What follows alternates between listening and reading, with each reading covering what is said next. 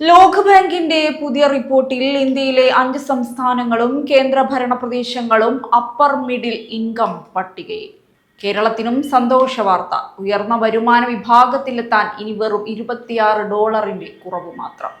India കുതിക്കുന്നു. പക്ഷേ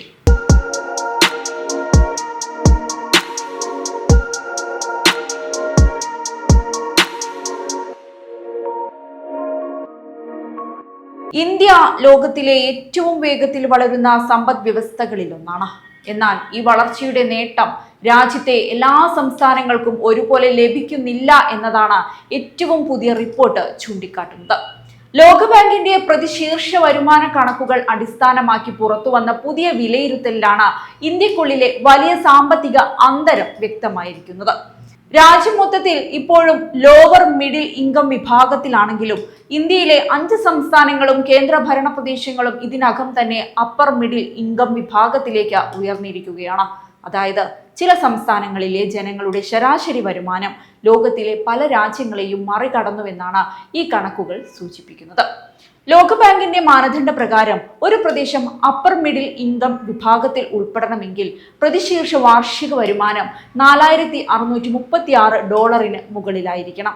ഇന്ത്യയുടെ ശരാശരി ഇപ്പോൾ $2,760 മാത്രമാണ്. എന്നാൽ ചില സംസ്ഥാനങ്ങൾ ഈ പരിധി വളരെ പിന്നിട്ടു. ഈ പട്ടികയിൽ 1-ാം സ്ഥാനത്ത് ഡൽഹിയാണ്.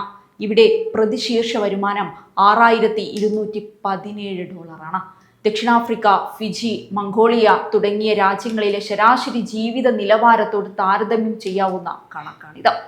2-ാം സ്ഥാനത്ത് കർണാടക $5,579. 3-ാമത് തെലങ്കാന $5,407. 4-ാം സ്ഥാനത്ത് തമിഴ്നാടാണ് $5,329. 5-ാം സ്ഥാനത്ത് ഗുജറാത്ത് ഉണ്ട് $4,734. ഈ സംസ്ഥാനങ്ങളിലെ ജനങ്ങളുടെ ശരാശരി വരുമാനം വിയറ്റ്നാം, ഇന്തോനേഷ്യ തുടങ്ങിയ രാജ്യങ്ങളിലേതിനേക്കാളും കൂടുതലാണെന്നതാണ് ശ്രദ്ധേയമായ ഒരു കാര്യം. പട്ടികയിൽ ഇടം പിടിക്കാൻ മഹാരാഷ്ട്രയ്ക്ക് നഷ്ടമായത് വെറും $8 മാത്രം. ഹരിയാനയ്ക്കോ $9 കുറവും. ഇനി മലയാളികൾക്ക് സന്തോഷം നൽകുന്ന ആ വാർത്തയൊന്ന് നോക്കാം. ലോകബാങ്കിന്റെ ഉയർന്ന വരുമാന വിഭാഗത്തിലേക്ക് പ്രവേശിക്കാൻ കേരളത്തിന് ഇനി വെറും $26 കുറവ് മാത്രം. നിലവിലെ സാമ്പത്തിക വളർച്ച തുടർന്നാൽ അടുത്ത സാമ്പത്തിക വർഷത്തിന്റെ തുടക്കത്തിൽ തന്നെ കേരളം ഈ നേട്ടം സ്വന്തമാക്കുമെന്നാണ് സാമ്പത്തിക വിദഗ്ധരുടെ വിലയിരുത്തൽ.